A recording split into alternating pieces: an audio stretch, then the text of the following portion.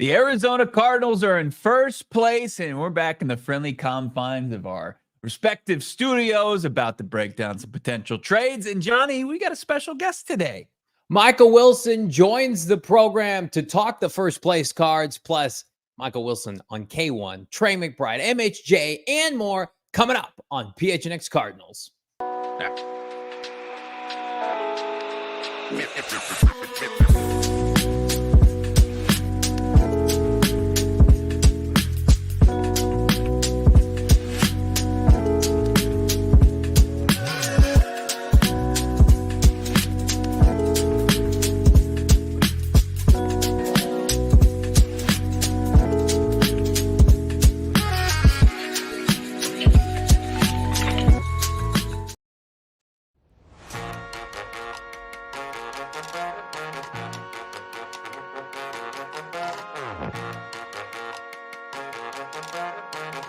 Hey, welcome in live from Studio K, presented by our friends at Circle K. It's the PHNX Cardinals podcast, your premier Arizona Cardinal podcast. Like and subscribe. Leave us a 5-star wherever you get your programming. This fine program brought to you by our friends at Bet365. Download the Bet365 app. Use the bonus code PHNX365 when you sign up. Choose your offer. Find out why. Whatever the moment, it's never ordinary with Bet365. Michael Wilson joining the program in just a couple of minutes. I'm Johnny Venerable. He's Brack in Studio K. Damon, Dawg, producer extraordinaire behind the mic. So much to dive into, but we start thing off with Big D-Rob. Darius Robinson, we heard about it yesterday. Cards made it official today. Back on the 53-man roster ahead of Chicago, Bo. That's right. And we'll see what his status is as far as the practice field come tomorrow. Was it something that they just needed to do out of necessity to keep D-Rob's season alive? Because if he wasn't activated by tomorrow, he would have stayed on IR for the remainder of the season. So now you see where the 27th overall pick, who was in Miami with his teammates for that win, cheering them on in street clothes, can he get back on the practice field, a place that he returned to after being designated return nearly 21 days ago, and then had to kind of ease off the gas a little bit because of discomfort. And of course, the tragic loss of his mother also derailing some things as far as him being available to the Cardinals. But you're pulling for the guy. You want the best for him. And we'll see what the path forward is for Darius Robinson. We're going to talk about where the Cardinals stand outside of Darius with this pass rush group, both from D tackles and defensive ends alike, outside linebackers. But let's keep the focus on Darius. By the way, drop a like on this video, the goal on this Football Wednesday. Let's go a big 400 likes for your boys of PHNX Cardinals. First place PHNX Cardinals, mind you. Darius Robinson comes in, I think, with high expectations. We saw today the first depth chart, so to speak. He's behind LJ Collier. Don't take too much into consideration for depth charts with this team, specifically on the defensive line, because as Jonathan Gannon's made a point to tell us, at the combine since then, you rotate so many guys. Like, the Cardinals literally cannot keep defensive linemen healthy. I don't care if it says he's 7th string. He's going to play.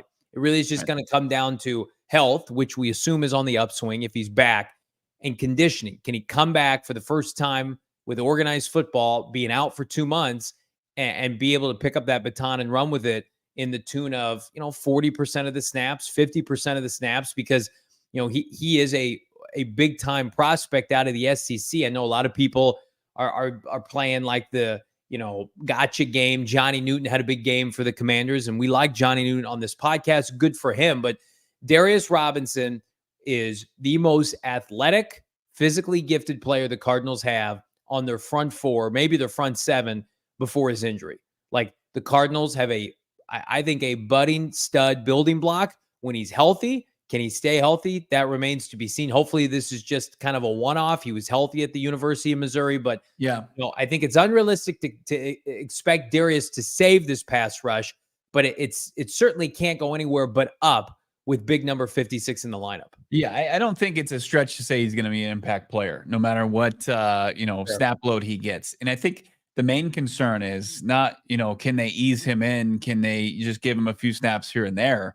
The biggest concern is, he's going to have to play a certain amount of snaps to keep the rest of the rotation fresh. Like you can't just have a guy go in there, play, 10, 15 snaps because the other guys are going to get worn out unless you bring Darius Robinson up as a 6th rotational defensive lineman. Then you can ease him in, but I don't think you have the roster flexibility to do that. Like you're already going to have all your outside linebackers out of necessity, active on game day with Dumakaji now and Thomas making their way to the 53 and the active roster on Sundays.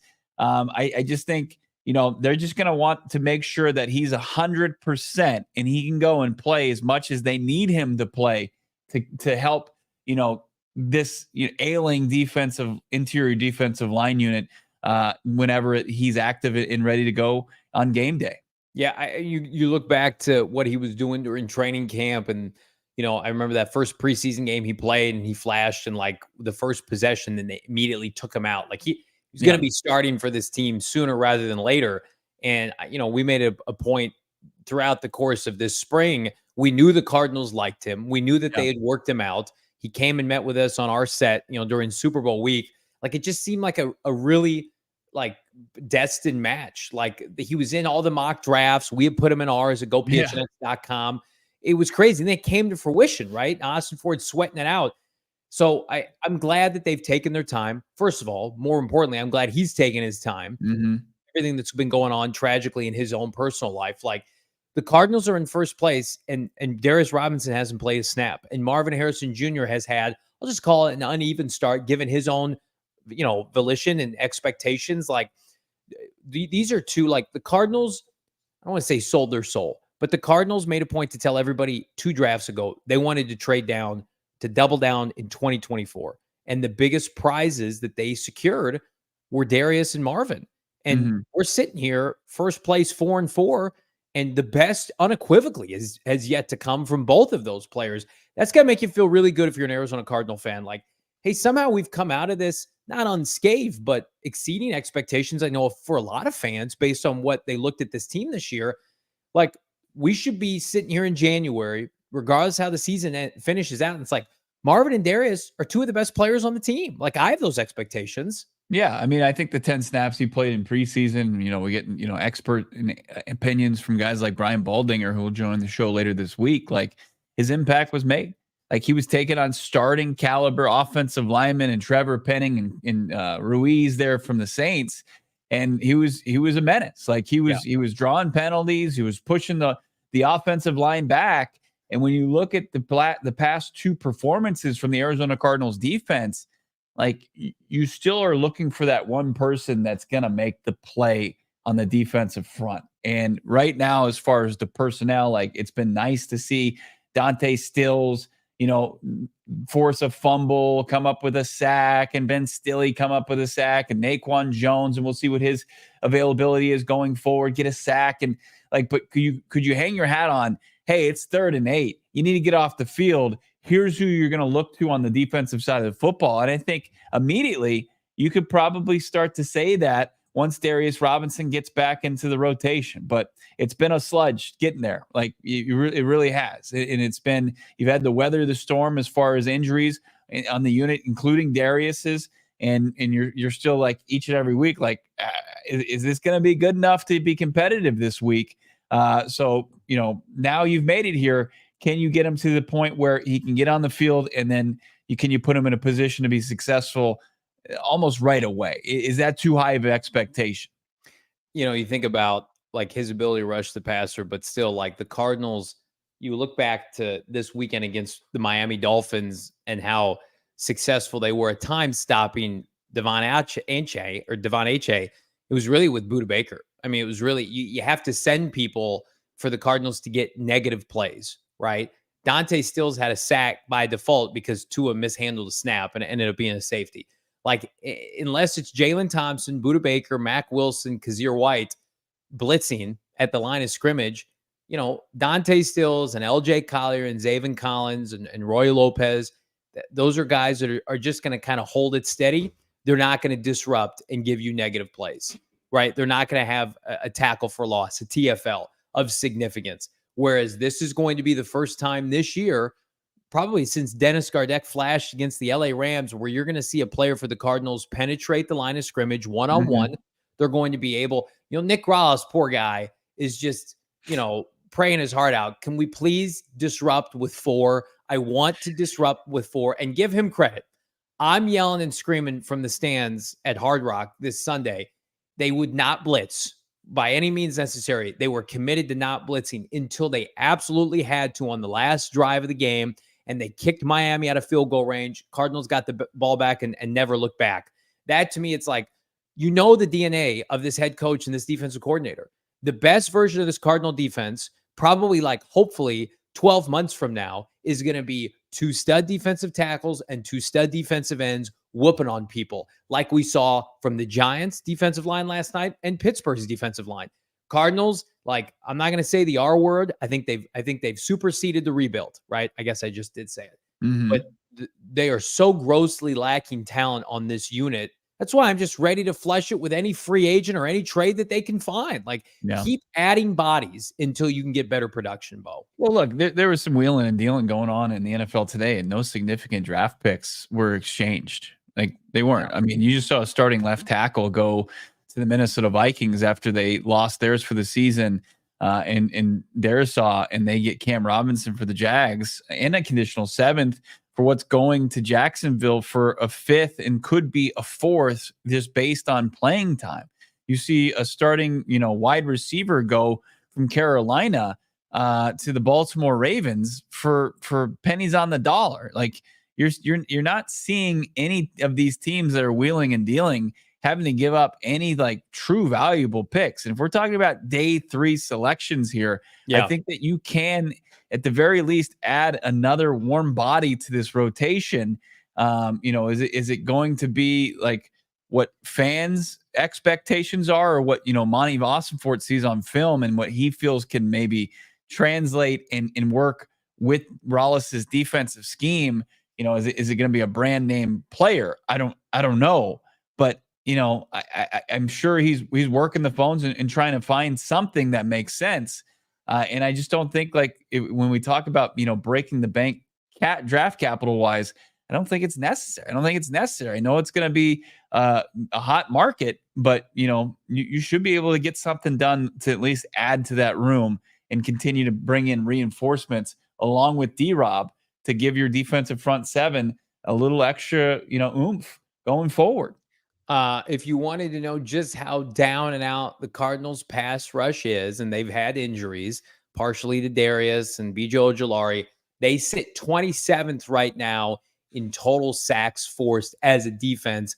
But what do those 27th in sacks really look like, Bo Brock? Well, how about this graphic here? Damon, Dawg, let's cue it up. They have, as a unit, this is the entire defense. This is not just edge rushers. 15 total sacks on the year, good for 27th. Dennis Gardeck led the way with 3. He had that by week 2. He's since been on IR. Dante Stills, who I would argue should have been playing since week 1. He was inactive early on with 3. Then you've got an off-ball backup linebacker and Chris Barnes with 2, Naquan Jones 2. Zaven Collins is the only true edge rusher on this list that's available. He's got 1. You got a cornerback in Keitrell Clark that's got 1. I mean, you look at this list, Bo, if you're Monti Ossenfort, this is who you're rolling with, plus Darius minus Dennis Gardeck for the rest of the year. I don't see names on this list that you can go to on key passing situations to generate sacks for you. I think this is scheme. I think this is effort. But you talk about juice off the edge, which is what we've been preaching and begging for since training camp. This ain't it. Help. That's what this list screams. The Cardinals need help.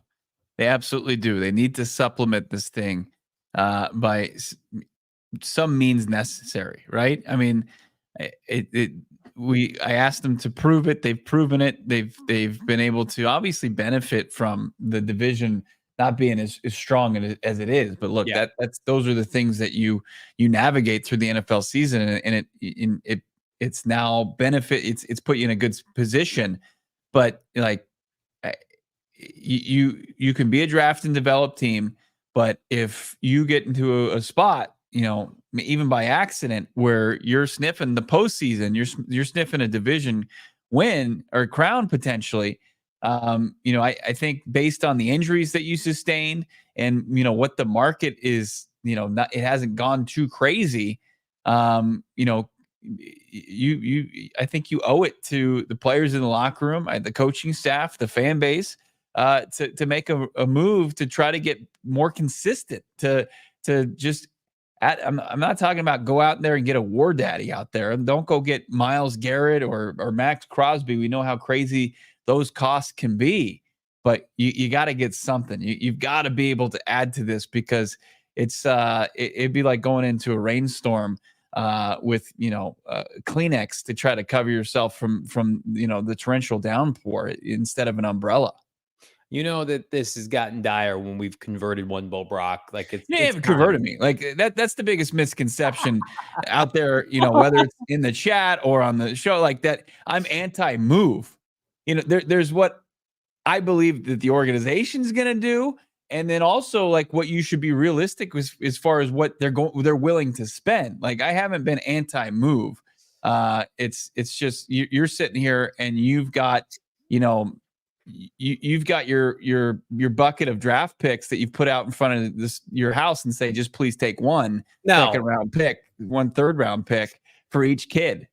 I think the more appropriate example for Halloween night is my 5-year-old daughter will literally take anything. That's how I am. Like, I'm going up to Monti Ossenfort's door and I got my sack ready and I'm like, Monty, just give me something, my guy, anything, please, for the love of God. Corn? Did you see that? Yeah. Give me candy corn. Give me an apple. Give me a toothbrush. Give me an apple with a razor in it. Yeah, give me anything. Come on, that's a dark turn. What give me some floss. Anything. Give me a Calais. Give me a rotational guy. Do something where you're making it out to be like I want king size candy bars every time I go to one of these stores. No, I don't. Yes, you do. No, come on. Now you're willing to give up. What you're willing to give up. That's the analogy here. You're the one giving up. Look at the asking price for some of these teams. You got the bum Patriots. This is from Josina Anderson before we went live. The Patriots are trying to be buyers. They're like, you know what? We need to support Drake May. Let's get a tackle. Let's look at the receivers. Let's even look at defensive linemen. Cardinals, crickets. Now, that doesn't mean that they're going to do nothing. But clock's ticking, bro. Brock, can you 6 imagine? days away from the trade deadline. I mean, look, they're not gonna. The Patriots aren't gonna be in the same sandbox as the Arizona Cardinals as far as who they're looking for controllable guys. They're looking for guys that they can force to come to Foxborough, because that was such an issue as far as this offseason. Like they couldn't convince for enough money Calvin Ridley to come and play with them. They couldn't convince Brandon Ayuk. Like everybody was like, thanks, but no thanks. But I realized this stinks up here without Tom Brady and without Bill Belichick. So they're trying to find a way to capture players and make them play for the Patriots going forward. Arizona Cardinals, like they can go after guys that are not necessarily controllable. Like when we talk about Azeez Ojulari, I think that, you can trade for him and you can potentially keep him in the house with an extension, where I think if the Patriots pulled that off, Azeez Ojulari would be like, what the hell is this? I'm just gonna have to make do for the next 2 months, and then I'll go find my new home.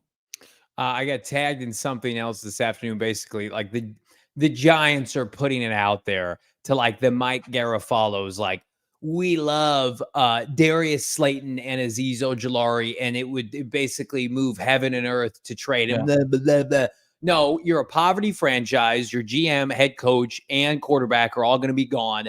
You're not moving heaven and earth to trade a soon-to-be free agent. Cut that garbage out. That's mouthpiece talk from their GM, shipping that to Mike Garafalo. Carry water for us in the media so we can get a higher pick. They have 2 controllable assets at edge rusher. They're not re-signing Azeez Ojulari. Right.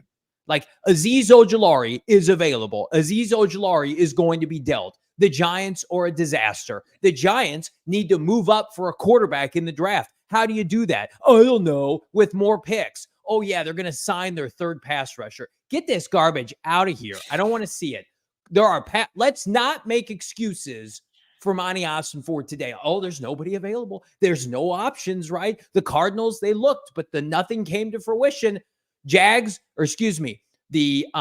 Vikings, who start Sam Darnold, They lost their quarterback. They're starting Sam Darnold. They're third place in their own division. They say, you know what? We lost a tackle. You know what we're going to do? We're going to be proactive and get a tackle, right? Whereas the Cardinals, first place in their division, we have no pass rush. No pass rush for us. We're good. We're just going to keep it rolling.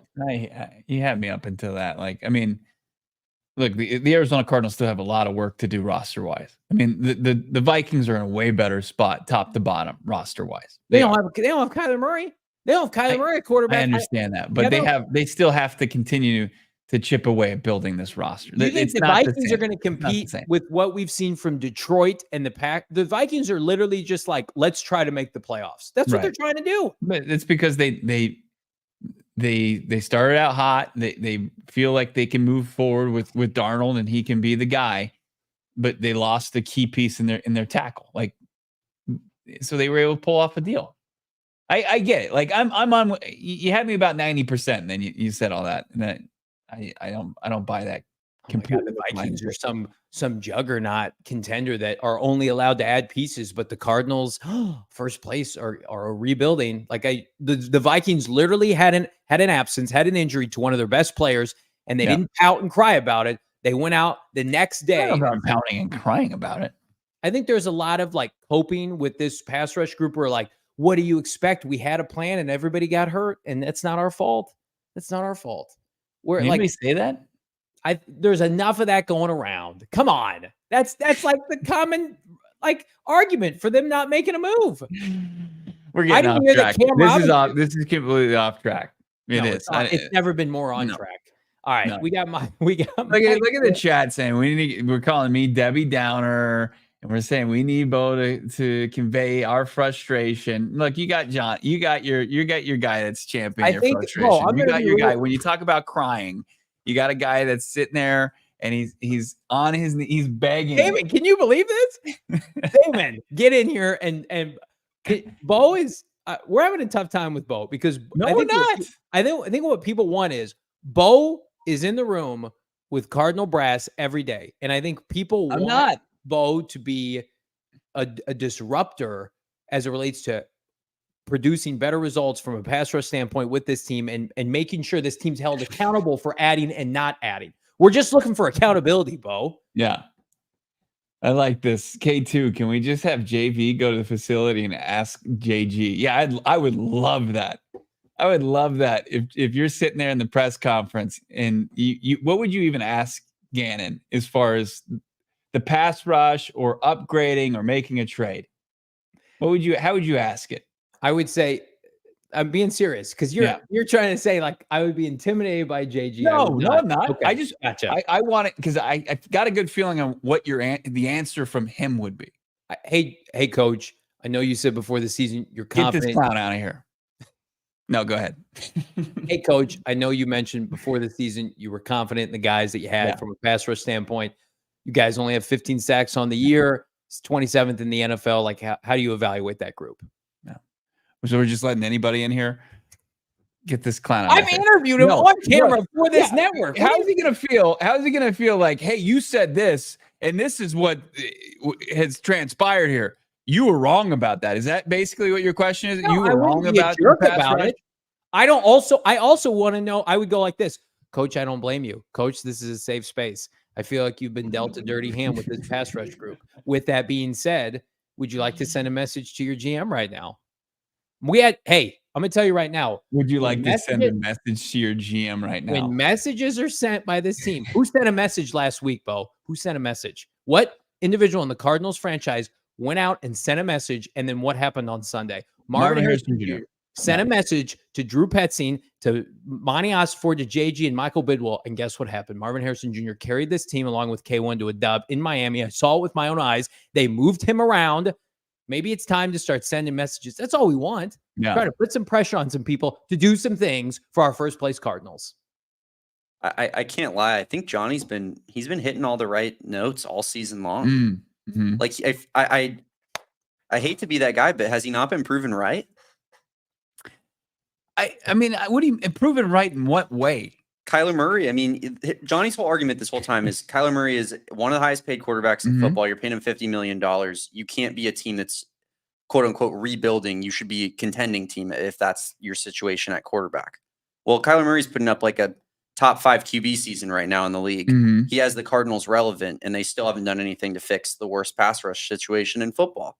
So I feel like that kind of like pounding the table for it weeks ago, just maybe this guy just knows ball. But here, Damon, I'll I've never been more accept proud that. of you. Here's the thing, though. Johnny has been pounding the table for the scrubbiest scrubs that we've ever seen in this league before. Like just saying, hey, go out there and get me Carl Lawson. Give me Carl Lawson tomorrow. That's all. Carl Lawson would probably lead this team in sacks right now. You and I both know he would. No, he wouldn't. He can't even crack the crummy Dallas Cowboys team.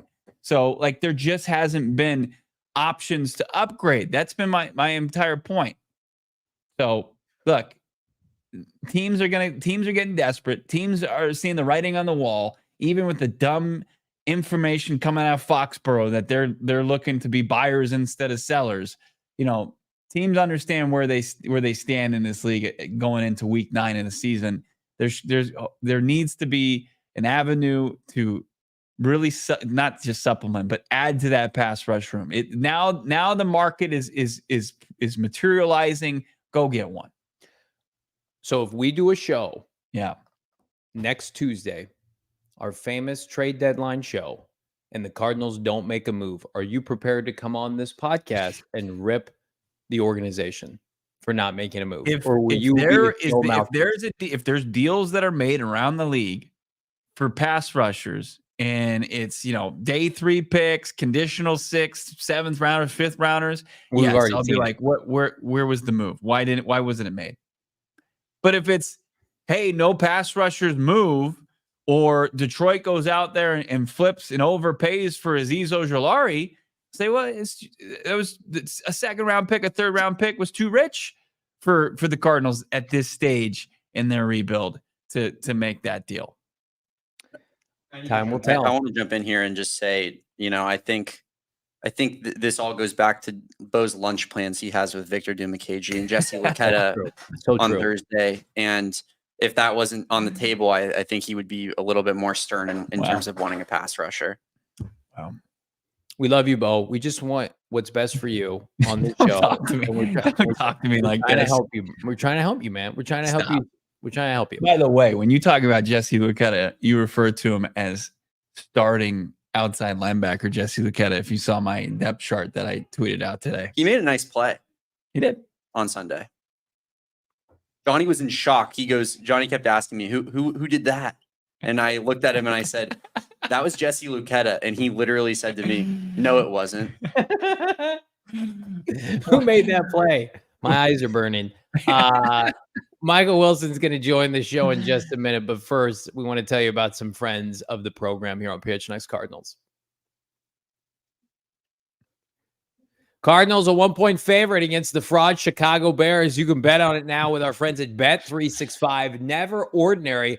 They've got 90 million users worldwide. It's the premier betting app. It's the only one we use. 780,000 events each year across multiple sporting events, NBA, NHL, NFL, and Major League Baseball. All in full effect right now, ready for you to dabble. That's because Bet365 offers the widest range of games and markets available for live in-game betting. In-game betting, they pioneered it, and we can help you score some bonus bets using the PHNX 365 bonus code. How about the bet and get offer? Place a $5 bet or more on your newly created account. Get $200 in bonus bets, or you could choose the first bet safety net offer by placing a bet up to $1,000. If your qualifying bet loses, you get those received match refunds in bonus bets. But you got to dabble with our friends at Bet365. Download the app today. Use the code PHNX365. When you sign up, choose your offer. Find out why, whatever the moment. It's never ordinary with Bet365. Cardinals over under this year, entering the 2024 season, roughly 6.5. Hope you got it. Cards are well on their way to hitting that over, maybe right after the bye. Must be 21 years and older, physically located here in Arizona. If you or someone you know has a gambling problem, wants help, call 1-800-NEXT-STEP. Text NEXT STEP to 53342 or visit problemgambling.az.gov, Bo, for more information. Absolutely. If Monty's not willing to make a deal, maybe you should be in the market to make a deal for a brand new Ford. How about from our friends over at Sanderson Ford, PHNX, the proud official vehicle partner over at Sanderson Ford. We love them right now. And they've got November nights 2024 at Chase Field, Saturday, November 16th. And they got tickets up for grabs. All you have to do is head down to their beautiful 65-acre facility in the West Valley, and they'll hook you up. Like, all you need is a valid driver's license, and you get one pair of tickets per household to go see Weezer and Sublime over at November nights. Check it out right now. Check out all the unbelievable cars they have in inventory there at Sanderson Ford, like the 2024 F-150 STX. You got the OAC from Ford Credit. You got that going at 3.9% financing for 60 months. Unbelievable deals, unbelievable people over there. No nonsense, no hassle, no pressure sales approach. Check them out today if you can. Get on the lot and check them out. Also, check out our half-off deal right now. I think it's just like the new price, which is elite. Become a diehard. Go PHNX.com. $48. Limited time intro offer for anybody thinking about joining our family here. $4 a month. Already heard from a bunch of new diehards on the Twitter streets. We are fired up to welcome. We got Darth Vader repping his merch on Twitter. We got a ton of new people. How about Brian Emerson just became a diehard? Again, no better time to join our family, our community with PHNX Cardinals, PHNX Sports. You get exclusive access to everything at gophnx.com. You get a free piece of merch from the merchandise locker, access to the PHNX Sports, PHNX Cardinals member Discord. Now is the time. Become a diehard. $48 for the year. Free merch, $4 a month, entrance to the Discord lounge, discounts on all events. And if you become a diehard, tag us on Twitter, immediate retweet, immediate follow from the Beat account. We want to see you in the Discord here on PHNX Sports. Now on PHNX Cardinals, fresh off his touchdown performance en route to a 28-27 dub, Arizona Cardinals over Miami. First place Cardinals, first place Michael Wilson joins the program. Mike, heard it in the locker room. JG, party's on this week. No practice, nothing till Wednesday. What are you doing to fill your free time, my guy?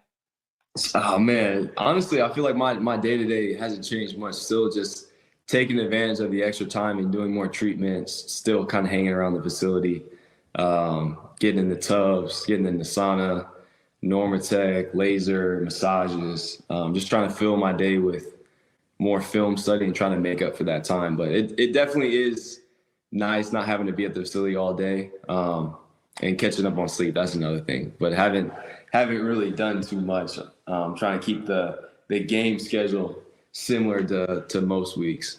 But yeah, it was nice not being in the facility all day from 7 o'clock until whatever time we leave.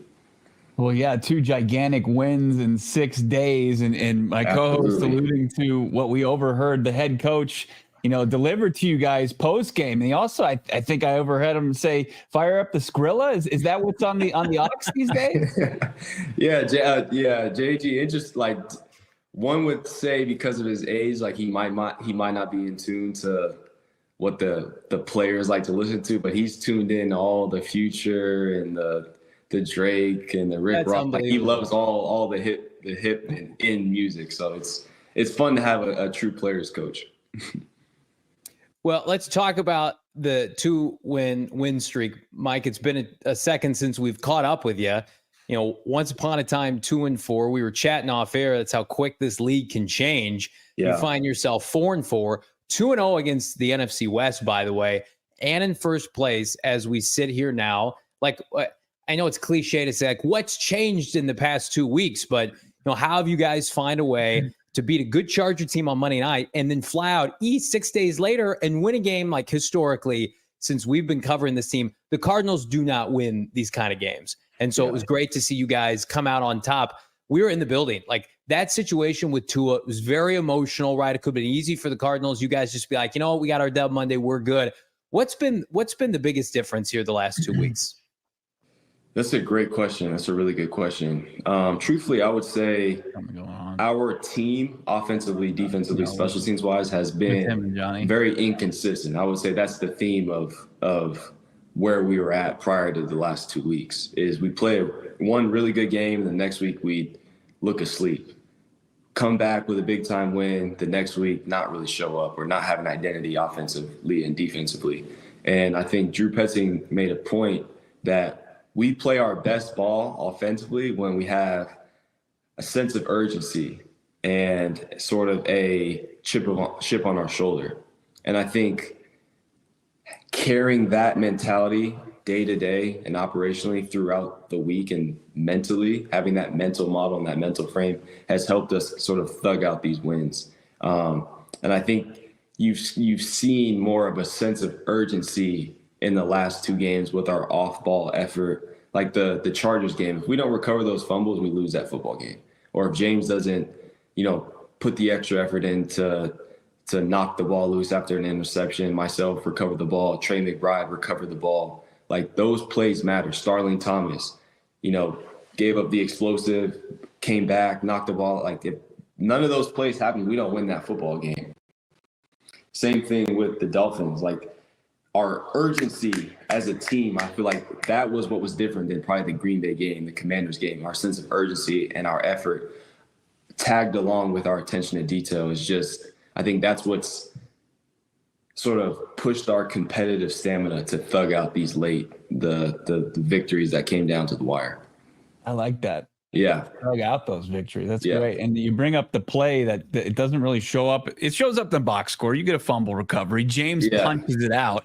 He looks like he should be coming off the edge for you guys. An unbelievable play there. Yeah. And then, you talked about this in the locker room last week, kind of get lost in the shuffle, but falling on that and then falling on top of you was about 330 pounds. Are you okay after that? Oh my God. I was talking with our head trainer, Drew. I was telling, my family, I'm like, if he fell on my shoulder, I probably could have been done for the season. Like, thank God he fell on my legs because he was running full speed, 330 pounds.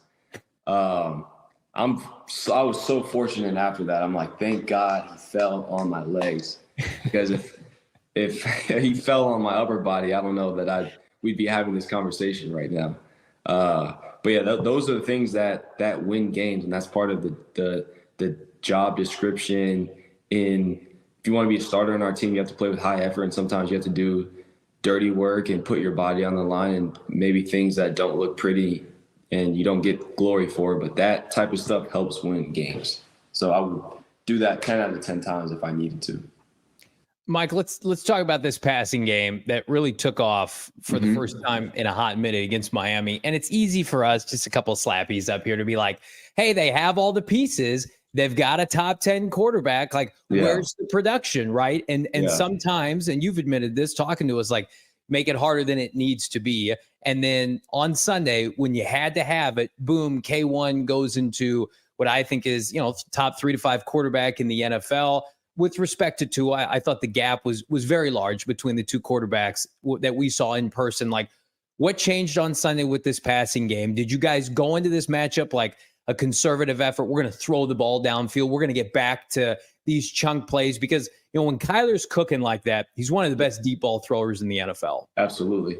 It's another great question. I was asked this question, I think yesterday. I don't necessarily think our mental frame and game plan changed from last week to this week or from prior weeks to this week. I think we just did a better job of executing, of making the throws that need to be made, winning the one-on-one battles, and then coming down with contested catches. I think a lot of our explosive plays came down to contested catches, and I think Kyler did a great job of seeing the open man.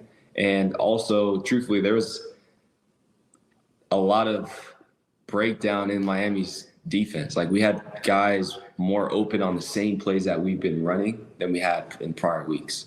And I knew I had been saying that it was only a matter of time. Like, we worked really, really hard and were intentional and deliberate from April of earlier this year through training camp, through OTAs, through mini camp, through throwing at high schools during the summer and the spring.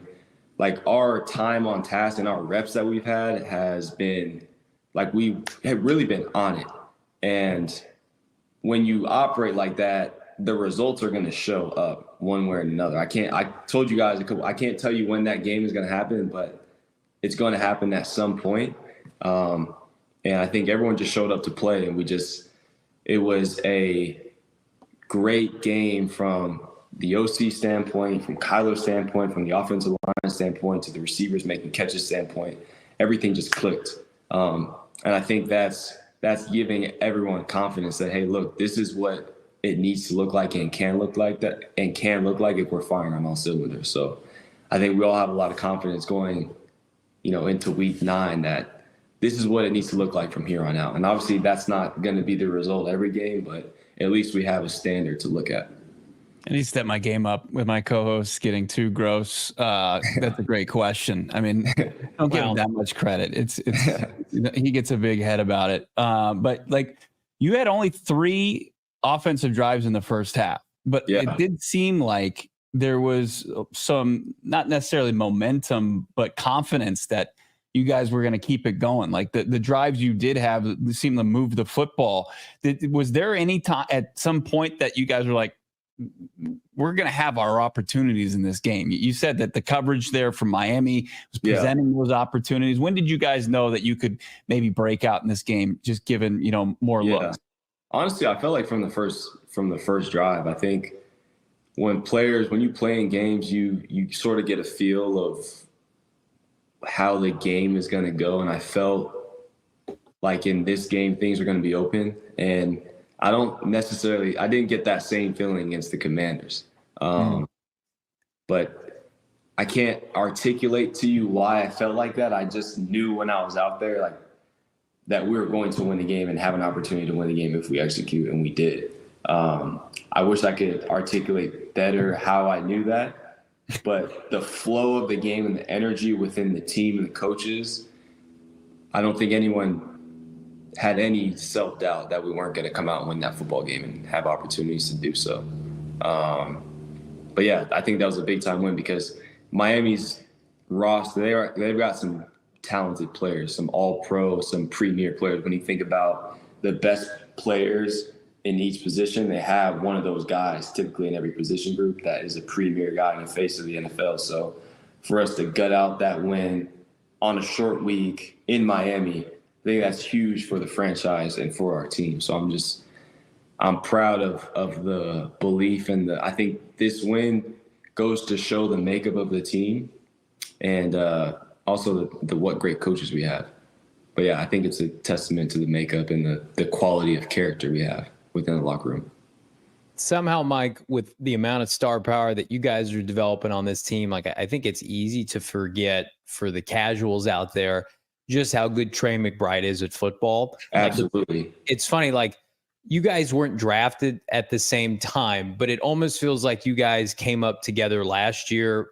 Trey, his first year under Cliff, didn't see a lot of time until the end of the year. Yeah. And then you guys worked your way up the depth chart almost simultaneously during JG's first year.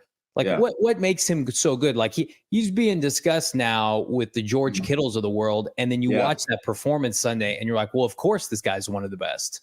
For sure. That's another great question. I'd say Trey has an interesting story. Being second round pick, he was the first tight end taken in the 22 draft.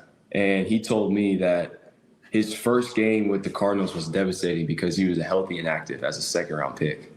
And he said that was emotional for him, and it was pretty like a confidence.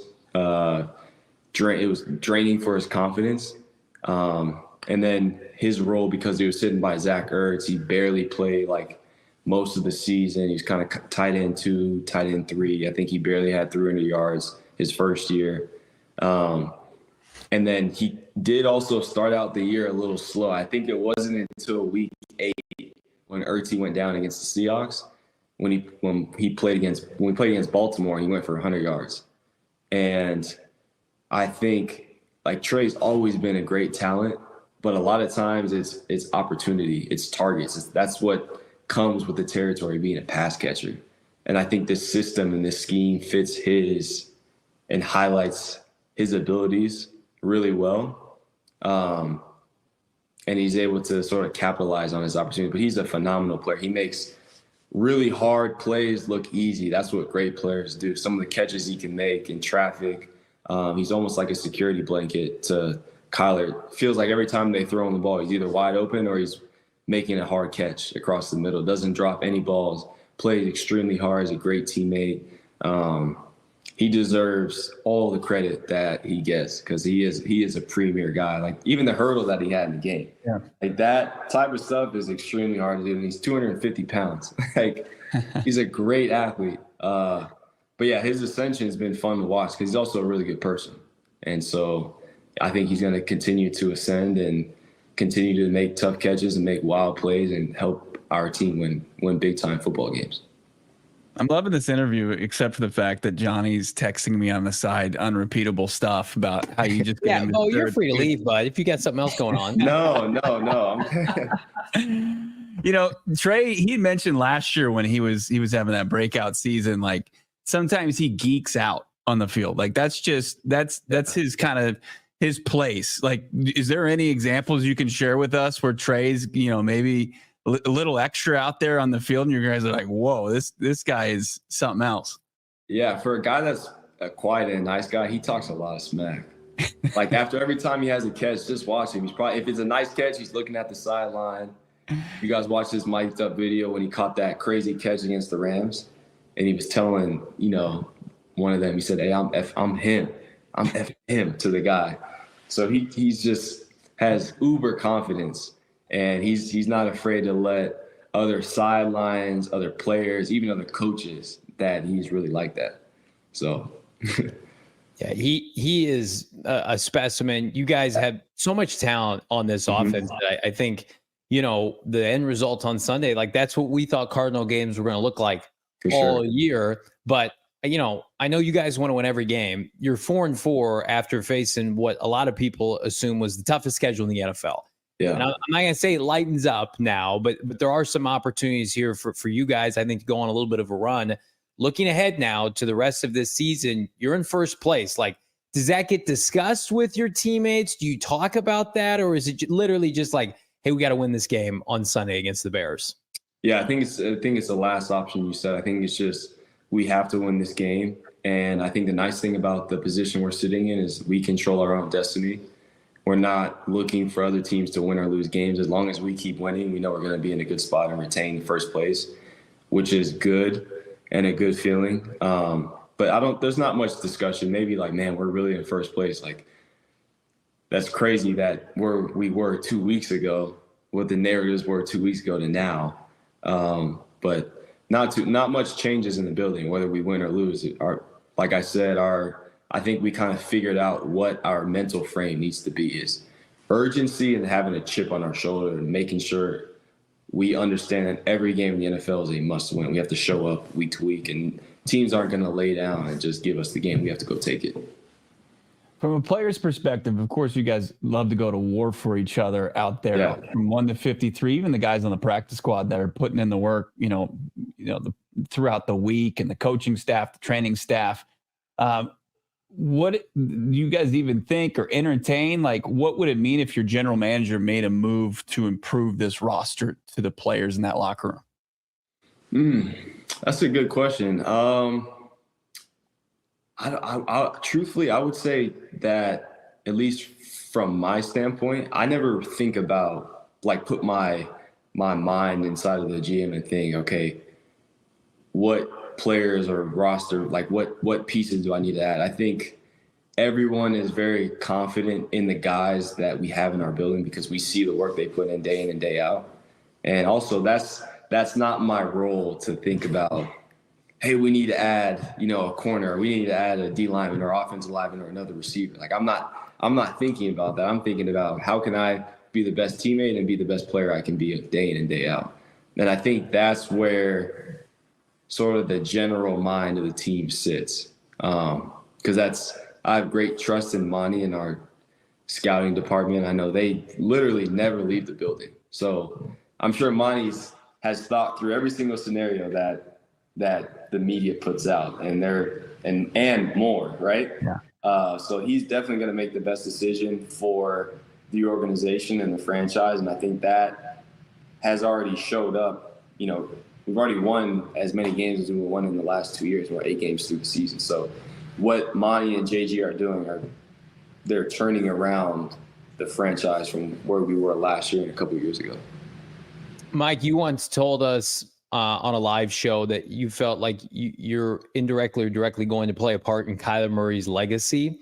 Absolutely. And now we fast forward. Now he's third in QBR. He's having his most efficient season ever. You know, we never lost hope here on this podcast, and I know you've been a staunch supporter of him. Is it validating? Is it vindicating to watch him perform like he has been this season, to really just kind of stick it to everybody externally that opted to say things about, you know, a guy who puts in a ton of time, who is an absolute freak show at the quarterback position, come out and play the way he's playing? Absolutely. That's a great point and a great question. Yeah, it's been a joy to watch. I think Kyler's one of the most misunderstood superstars in all of sports, and it's taken more flack than he needs to. But for a guy who absolutely loves football, dies, breathes, and lives football, every decision he makes in his personal life and obviously in the locker room is with the intention of, is this decision going to help me become great? And he truly lives his life like that. So it's been fun to see him sort of regain some of the respect that he deserves, and to know that I'm playing a part in that. But also at the same time, as good as he's played, and I think as well as we've done with our opportunity, we're not even close to where we can be. And there's still so much meat that's been left on the bone. So it's been exciting, but I know that we haven't even touched the surface yet, and we're only going to continue to get better, which is also very exciting. But also, I want to say something about what I absolutely love about our receiver room is oftentimes you'll see guys pout when they don't get targets, pout when they don't get the ball, and make it about themselves. Like, you'll never have to worry about that with any of our receivers, which I think is healthy. And I think that wins football games, because the offensive coordinator is not thinking about calling plays for a certain player to force targets. Kyler's not forcing targets to anyone, and we're not trying to manufacture guys to have good games. It sort of happens naturally. And whether Marv has 100, I have 100, Greg has 8 catches, 100 yards, like, we're all going to feel the same way after a game, especially if we get a win. And we're just going to be happy for each other. With the addition of Zay Jones coming back, I know he'd probably love to have more targets, but his attitude and his leadership after the game, look, you would have thought he had 100 yards, how happy he was. And I just want to sort of give credit back to Monti, our receivers coach, our offensive coordinator, JG, for building our room, because I think having a healthy receiver room, especially, that alone can help you win games when you don't have to worry about guys' ego and attitude if they're not getting the ball. I'm convinced you guys are texting each other on the side. There's collusion going on as far as Johnny. We can, Mike, we can just do this if we want to do that. I think that could be more appropriate here. Now we'll bring back my guy, Brack. We'll end it on it. I mean, I think that's an incredible point. Like, Greg and Zay both came up with huge catches in that game. Didn't get a ton of targets, but each of them, when their number was called, they produced and put you guys in a huge position. And talking about things you kind of spoke into existence or to fruition. I mean, we were talking about Marv a couple weeks ago, and you're like, at some point it's going to click, and he's going to get 10 catches, 100 yards, and 2 tutties. And, he had the performance against the Rams, but it was big time catch after big time catch, 6 receptions, 111 in the touchdown. I mean, 7 targets too? 7 targets. It was just a go route that they couldn't connect on. Yeah. I mean, what have you seen? Drew wouldn't give us too much. He said Marv was the same guy he's been the entire time. And it just, what did you see? Yeah, great question. I would align with what Drew said, in that his process and his attitude hasn't changed day to day. Like, even when I saw him yesterday and today, he showed up the same way. I think he had 20-something yards against the Chargers, and he had 100 and whatever on Sunday. His attitude and his preparation looks the same. That's the makeup of a great player. So I definitely don't appreciate when people say negative things about him because of one game or one play. He's a phenomenal person and a phenomenal player, and he's 8 games into his rookie year, and he's already got 5 touchdowns. Like, he's a really, really good player, and it's hard to perform at the level he's performing at for anyone, let alone a rookie. So I think people just need to give him grace, give him time. He is going to be a All-Pro or a Pro Bowler at some point in his career, whether that's this year, next year, or the year after. He's one of the most talented players I've ever been around. So I'm not surprised at all. I'm not. Every time I see something negative about him on social media, I just laugh because a lot of people don't really know what they're talking about, and I think people just want to say things to get attention, and you can't feed into any of that. He does a good job of not letting that bother him. Michael Wilson, so generous with his time, fresh off his touchdown reception. Big win for the Arizona Cardinals, moving to 4-4. First place as they host the Chicago Bears this Sunday in what is unequivocally, I know, Michael, a very highly anticipated game. These tickets have been one of the hottest commodities in the desert since this summer. A lot of people from Illinois, a lot of people here in Arizona are excited to watch K1 versus Caleb Williams. We appreciate the time, my friend. Continued success on the field.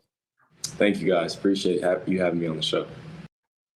Big thanks to our guy, Michael Wilson. We've got your super chats right around the corner here on PHNX Cardinals. But first, I mentioned it. Game Time is where you want to be to check out these tickets. Now, this is a hot ticket, as I mentioned, the hottest ticket of the year. I've got family coming into town. I know a lot of people, buddies from back home in Illinois. Right now, you can get into Bears at Cardinals for a cool $170.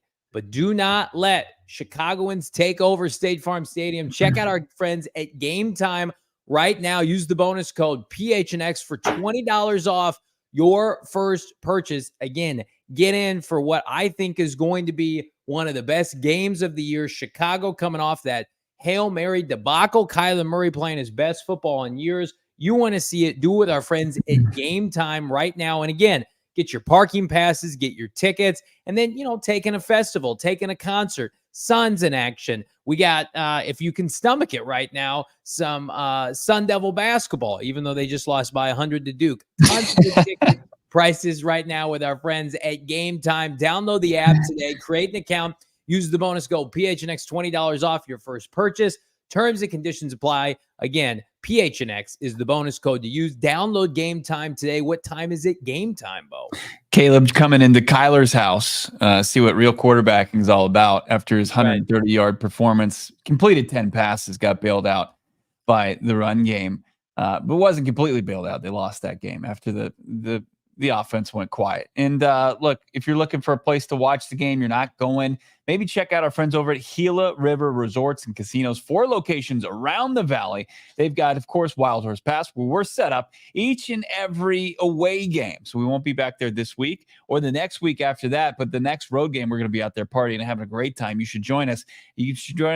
Go to Gila River Resorts and Casinos far before that, because they take it to the next level. It's the best that the Valley has to offer, and then some. You can go home a big winner, from upscale to approachable, classy. You got those dining options in there. Also, they're hosting the events for the Suns watch parties as well. Earn entries to Ferrari Fortunes every Friday at 7 p.m. Winners are going to be drawn with cash prizes, free bonus play. The grand finale will take place on November 1st, not that far away. Wild Horse Pass, where you one lucky will win a Ferrari F88 GTB.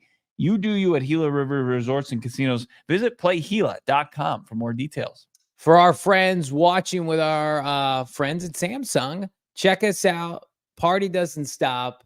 Go PHNX.com where the show continues. Again, if you're watching with our friends at Samsung, go to GoPHNX.com. We're going to jump in. We got 11 super chats and counting. Plus, we've got 1,000 people watching live via multiple platforms. Jump on over, leave us a like, drop us a comment here. We'll start things off with Jason, $5. What's up? You're looking at the newest Die Hard. PHNX Cardinals. That's what's up.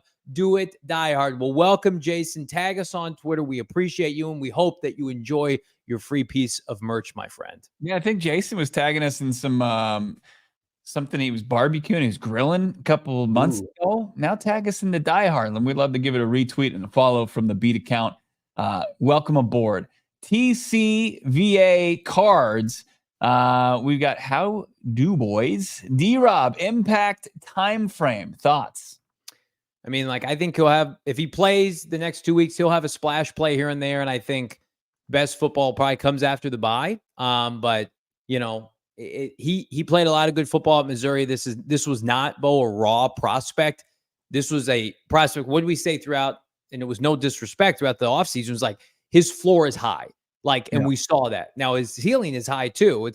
That's why he's a first rounder. But this isn't somebody that you have to mold over 18 months. Like, this should be, knock on wood, pretty plug and play for D-Rob.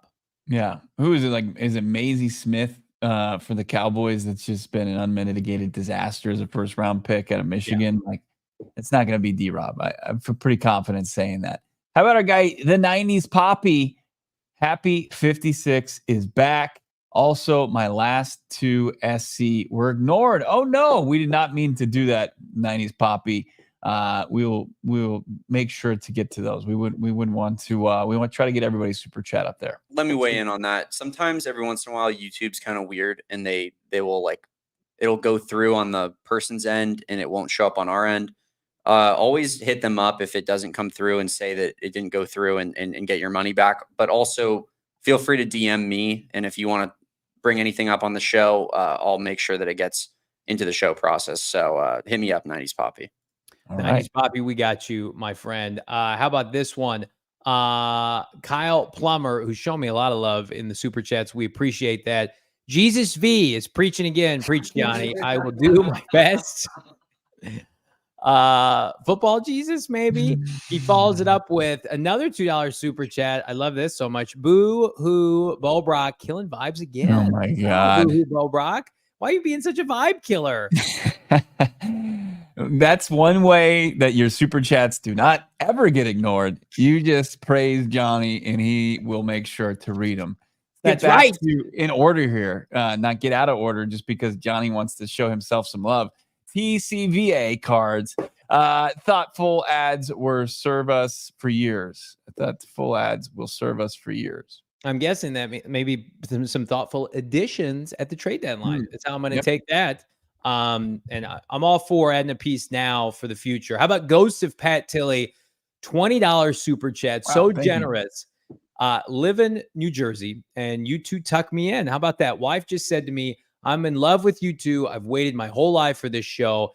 And give Gillikin some love. He is on fire. Hashtag hold the line. Well, first of all, Pat, thank you so much. We appreciate that. We are very humbled, and that is something that Bo and I hear, and Damon hear often. And that's why we do it. That we wanted to be able to provide the kind of product that we would want to consume. And so that means everything to us. And Blake Gillikin is a folk hero. He's doing a tremendous job. We highlighted the special teams yesterday on Trending Up. I asked special teams coordinator Jeff Rogers if he feels like Blake Gillikin's get enough credit. And he took it out of an exception to it. I must have not worded it correctly, but he's like, well, if anybody's saying anything negative about Blake Gillikin, well, they're wrong. Like, he thinks he's doing a fantastic job. No, I mean, I was like, does he get enough credit just because he is the punter? And they don't often get talked about, but he's been huge in their last 2 wins. Blake Gillikin's been fantastic. So thank you, goes to Pat Tilley, and glad we got your wife aboard as far as PHNX Cardinals go. I'm skipping all Kyler Plummer ones. Richard here. Does Marv get double-digit TDs this year? How many? He's got 5. I mean, I think we'd all be pretty shocked if he doesn't, right? Like, and as tough as it looks sometimes, like, I think he probably gets like 11. I'll say 11. All right. Which would be a hell of a year. Let me rep out my guy, Kyler Plummer. $5. Johnny, you asked the best questions. You need media credentials. Well, thank you so much. And I'm not just saying this, like, we're very fortunate. The Cardinals, we have a good relationship with the team, we think, and they make credentials available to all of us. Bo, come on. If you lean back, it's going to seem like I'm being disingenuous. Yeah, you're not. Bo, we have a structure of how we do the show, the little inside baseball, where Bo goes to the games and Craig goes to the away games, and then I host from in studio wherever we're located. But our first year of PHNX Cardinals, I was credentialed, went to the games. So I think that one of the hardest things, and I love doing the show, is not being able to go to the games all the time, for sure. Kyler Plummer again, $2. Starting a GoFundMe for JB's media credentials. I promise they offer, and sometimes when we have the capacity, I will go with Bo, and I'm sure it's a fun treat for everybody there. I'm sure they love it. Kyler Plummer, $2. About time, Bo. Great. How about that? I don't know what that means. Was that during the Michael Wilson interview when he gave me a token? Great question after he railed off. Johnny had the hat trick before I even gotten in the box score.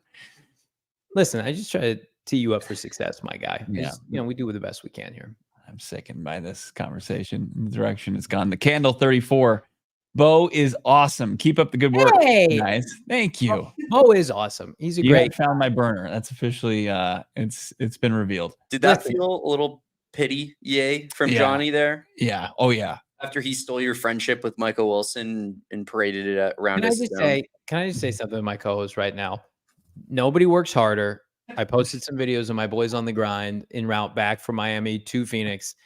This man to my right is so committed to the content game and getting you guys everything you need.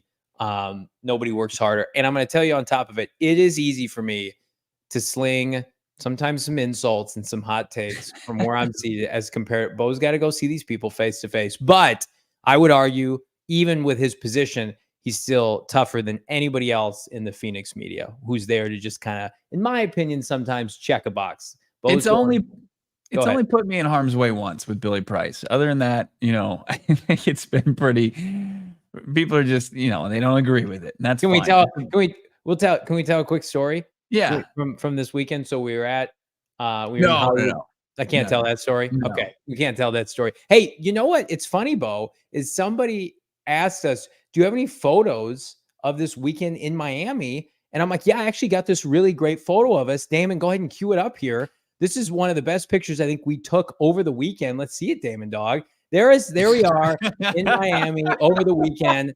I'm on the far left. There's Bo in the middle, and then Damon on the far right. That was right after we just got done with a long day of podcasts, and we were hitting the club scene in Miami.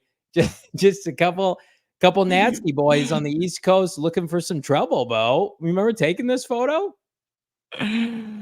I do not, but look at, I love the Boom jewelry that I have. A nice out Boom necklace there. You look like you've hit the lab. Looking fantastic. I was just about to ask if you thought that I've hit the lab pretty good here. I think I look fantastic. Your little feet dangling over the chair there. Wearing the Kobe's. Adorable. Fresh. You got some Riz going on there, Damon. Has anybody ever told you that? Wow. Yeah, a few people have mentioned to me that I might be the Rizzler. If people haven't picked up, Johnny has an unhealthy obsession with the Costco family. Did you watch this on the Tonight Show last night? I saw clips of it. It was rough. I could tell Jimmy Fallon was very uncomfortable with the fact that they were on his show, but I loved every second of it. I'm the demographic for their content, fair or not. Yeah, one of my favorite pictures. We need to get that. Derek's got a bunch of stuff in the studio. We need to have that taken down. Blow that image up. Let's get that in the studio. Beautiful. The one that you just showed? Yeah. Oh, yeah. As opposed to the GM now, he'll make that happen. Okay. Let's keep it going. Let's get it back on track. How about our guy, Topic 64, a generous $19.99? I want to send props to the guy sitting above us in Miami. He was ready to whoop every Dolphin fan's behind. Him and his girl, he was on the 50, and he didn't care, wearing his white K1 jersey. That guy was a boss. Love it. Love to hear that. I'm not going to say Dolphin fans were soft, but when that game was decided, they bailed. They bailed so fast. When Kyler Murray made that, even I think before Kyler Murray made that first down run, people were like, this game's over. I've seen enough. Miami, notorious for leaving sporting events early. They did it in a finals game. Love it. They won it. They won said finals game. They tried to get back in. Remember that? they wouldn't let him back in. Kyler Plummer's back $2 laughing. You guys are gross bad people. Damon got a nice hat at the stadium. Kyler Plummer, $2 super chat. LMAO, Bo, love you guys from Baltimore. Bo's the best. Man. Thank you, Kyler. All my friends from the DMV. I love it. There you go. AZ Moses. That looks like Julian, Ricky, and Bubbles. I don't know who that is. That's Johnny, Bo, and Damon hitting the streets, the mean streets of Hollywood Beach. Actually, it was great. It was wonderful, and a big thanks to everybody that came out to Miami, and everybody who supported the show over the course of the weekend. I know, a little unconventional timing with how we had to do the pregame and the postgame, and very, very pleased with the facilities and the results. So we're back on a normal schedule this week, and we're back previewing an opportunity for the Cardinals, gasp, to extend their first place lead in the NFC West, Bo. Josh wants to know if Damon left early. No, he stayed through it all. He was right there. Fist bumped. Fist bumped. He was bumped. Yeah, he was wearing my Cards hat today. Can't see me on camera wearing my Cards hat. I'm pumped about this team, man. Playoffs. I'm so proud of you. Talking about the offs. Ryan H is saying that was a Trailer Park Boys I guess throwback reference.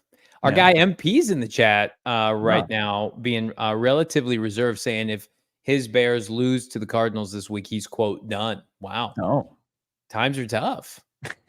Times are tough for our guy MP. I think it'll be a good game. Cardinals are the favorite right now, as they should be, hosting a Chicago team that Matt Eberflus opted to give a backup center a goal line carry against the Washington Commanders, which I would argue is the worst play I've ever seen in my adult life. I hope it's, I'll maintain. I hope it stays in the playbook, and they are bold enough to dial it back up. It was comical how the ball shot out of his hands. It was like a cartoon. It was like an Acme style, like Coyote Roadrunner. Like there was like a catapult from where Caleb Williams put the ball in, and it just shot out of a cannon. Like it was unreal. So funny. Yeah. Funniest play of the year. Brendan, the Cardinals have lost 4 games to teams that are collective 24-7. Pretty good. 24-7. The Bears have lost to Houston on the road. That's understandable. Tough loss for Houston. They lose another receiver, Diggs. They lost to the Colts. Not a good football team. No. And then they lost to Washington this past weekend. So their wins against Tennessee, the Rams, Carolina, and Jacksonville. Not good teams. Mm-hmm. Not a single one. No. Joshua in the chat, MP will end like Charlie Sinclair. Charlie's always welcome back, but he is. Yeah, he hasn't been a troll as of lately. A fun troll. He's the best kind. How about this comment? Brandon Webb, see what happens when y'all play the 49ers. Is that in reference to the Cardinals? Because the Cardinals beat the 49ers already once this year. That could be in reference maybe to the Bears when they play the 49ers, but Cardinals beat the 49ers.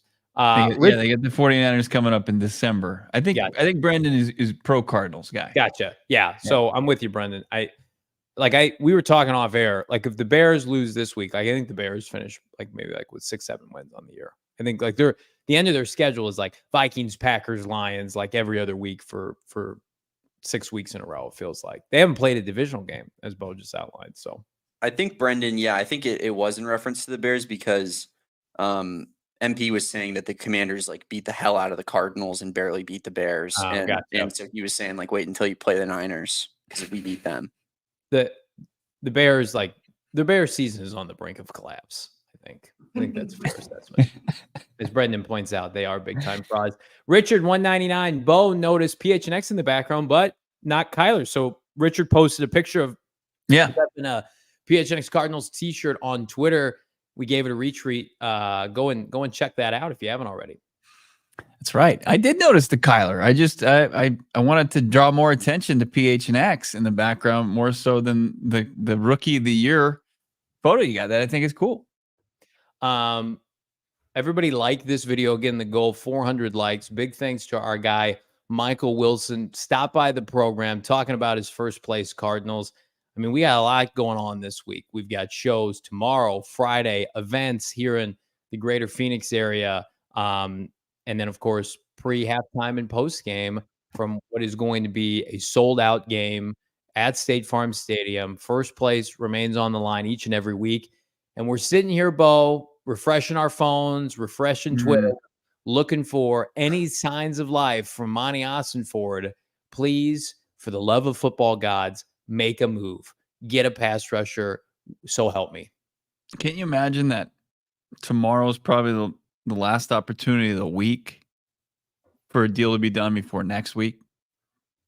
Because then you get to tomorrow's the first day of prep. If you're sending, if you're wheeling and dealing, like I know you're probably not dealing with a player exiting, but you want to get somebody in, and they have to be on the 53. So it'll be kind of just interesting. Yeah, absolutely, Rudy. If they get anybody, I don't care who it is, we will fire up these mics and do an emergency pod.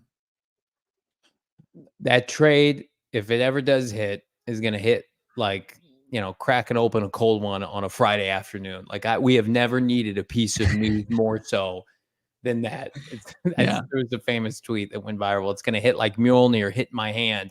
That's what it's going to feel like. That's Thor's hammer, by the way, for those of you. Can we see the picture from Miami one more time before we get out of here? Let's see that picture. Miami boys looking sharp, looking fresh. With the backdrop of New York City. Now, bro. It makes no sense. We just wanted to get the Costco family on here so bad. There's a lot of New York influence in the South Florida area. We saw that when we were on our trip. I am Boca Raton's finest right here. 100%. I'm a little concerned with how big the Costco family is getting. Damon and I speculated, Bo, that we felt pretty good about their chances of coming on the show during Super Bowl week. Like we'd be able to get them. Now that they're big time in Jimmy Fallon, can we get the Costco? They will 100% be on Radio Row during the Super Bowl. So, will they come on this podcast? We will see, but we will do everything we can to get. If I can just look Big AJ and Big Justice and Rizzler in the eye, that will make my year. This Cardinal playoff berth, interviewing the Costco family right below it. What does it mean in terms of remember when Marvin Harrison Jr., we didn't get to speak to him at the combine. Obviously, we were pretty hyped up for that. Johnny was saying he was going to get emotional. Mm-hmm. Yeah. Would you get more or less emotional meeting the Costco guys? Oh my God. I don't even know if I'm prepared to answer that on the spot, because it would be so intimate. It would be on our set and there would be so much tomfoolery and gimmicks. And then you combine that, Damon, with how egregiously turned off Bo would be. Like Bo would just hate it so much. And then that feeds into my want to do it.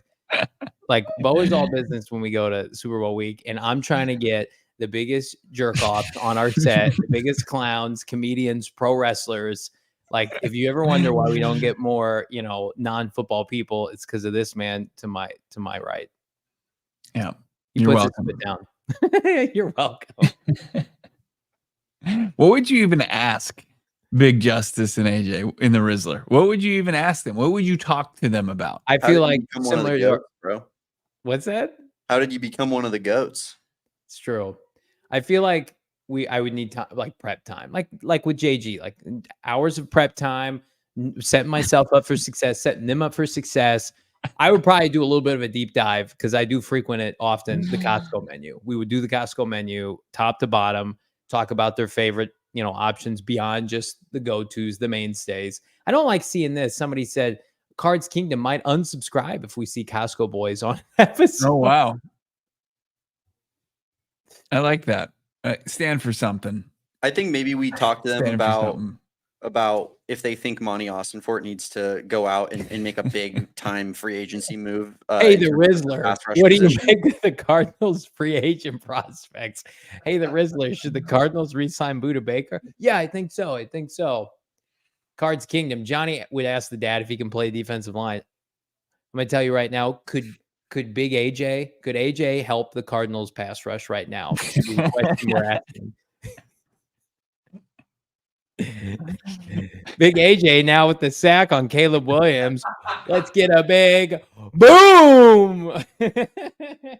Top tier sack dance. Maybe the best sack dance. That would be. If could that be the cure all? If he's got one sack in the season. If Zaven Collins came off the edge and he did a boom sack dance, would that make up for the lack of production?